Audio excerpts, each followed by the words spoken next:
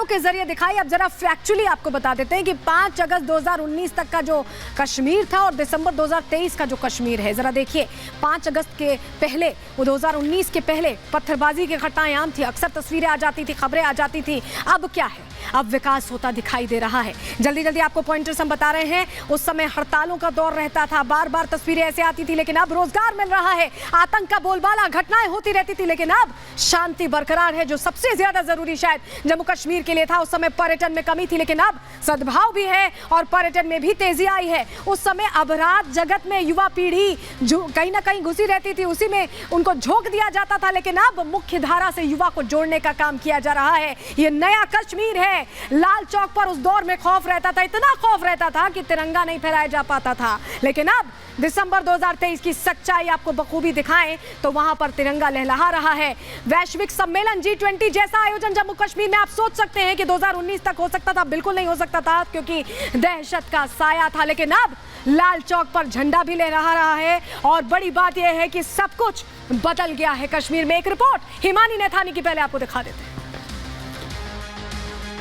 जिस लाल चौक पर ये घंटाघर जहां पर इस वक्त मैं मौजूद हूं, ये दरअसल एक सिंबोलिज्म के तौर पर हमेशा ही इस्तेमाल किया गया है। जब तक जो अलगाववादी जो ताकतें रही, जो आवाजें रही, जो अलगाववादी रहे, वो जब उनका मन आया वो कश्मीर पर ब्रेक लगा देते और यहीं पर वो ऐलान जो है वो उस तरह से किए जाते थे। लेकिन आज लाल चौक की तस्वीर और माहौल की आप बात कर रहे हैं, तो जो स्थानीय लोग यहाँ पर मौजूद हैं वो तक ये बताते हैं कि शाम में यहाँ पर इस तरह का नजारा कभी नहीं दिखता था। अभी तो थोड़ी देर पहले यहाँ पर बाजार लगा हुआ था, एक अलग ही रौनक यहाँ पर दिखाई दे रही थी।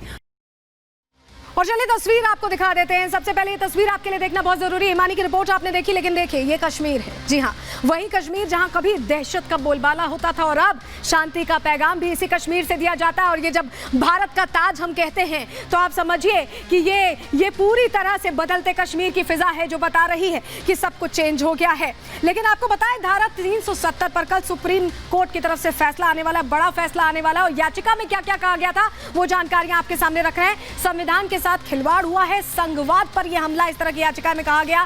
धारा 370 अस्थायी व्यवस्था नहीं थी, याचिका में यह भी कहा गया। दलील दी गई आर्टिकल 368 अनुच्छेद 370 पर लागू नहीं होता, ये हवाला दिया गया। लोगों की राय के लिए यह फैसला लिया गया है, यह भी कहा गया। सरकार को विशेष दर्जा हटाने का हक नहीं है, यह भी याचिका में कहा गया। जो बातें याचिका में जिस पर कल फैसला आने वाला है वो हम आपको बता रहे हैं। सरकार ने बहुमत का अनुचित फायदा उठाया, यह भी कहा गया है याचिका में। लेकिन सरकार ने क्या तर्क दिया है, अब चलिए जल्दी से आपको वो भी बता देते हैं, क्योंकि सरकार ने जो तर्क दिया है वो जानना आपके लिए बहुत जरूरी है। इस याचिका पर जो सवाल खड़े किए गए थे उस पर क्या जवाब सरकार की तरफ से आया। सरकार ने कहा कि देश के दूसरे हिस्सों से जोड़ने के लिए यह जरूरी है कि आर्टिकल 370 हटाया जाए। 370 को निरस्त किए बिना यह विलय नामुमकिन था और सरकार ने इसको अपनी दलील में मजबूती से रखा। धारा 370 हटाना संविधान सम्मत फैसला है, सरकार ने बात दोहराई। बीते करीब 4.5 सालों में घाटी की तरक्की हुई है, यह भी बताया कैसे बदल गया है कश्मीर। आतंकी गतिविधियों में करीब 45% की कमी आई है, सरकार ने यह हवाला दिया। घुसपैठ में भी 90% की कमी आने का दावा सरकार की तरफ से जो तर्क दिए गए उसमें कहा गया है। पत्थरबाजी की घटनाओं में 97% गिरावट आई, यानी पहले बहुत होती थी, ये बात सरकार ने अपनी दलील में कही। स्थिति अनुकूल होने पर राज्य का दर्जा देंगे, ये भी कह दिया सरकार ने। अब कश्मीर पूरी तरह से बदल गया।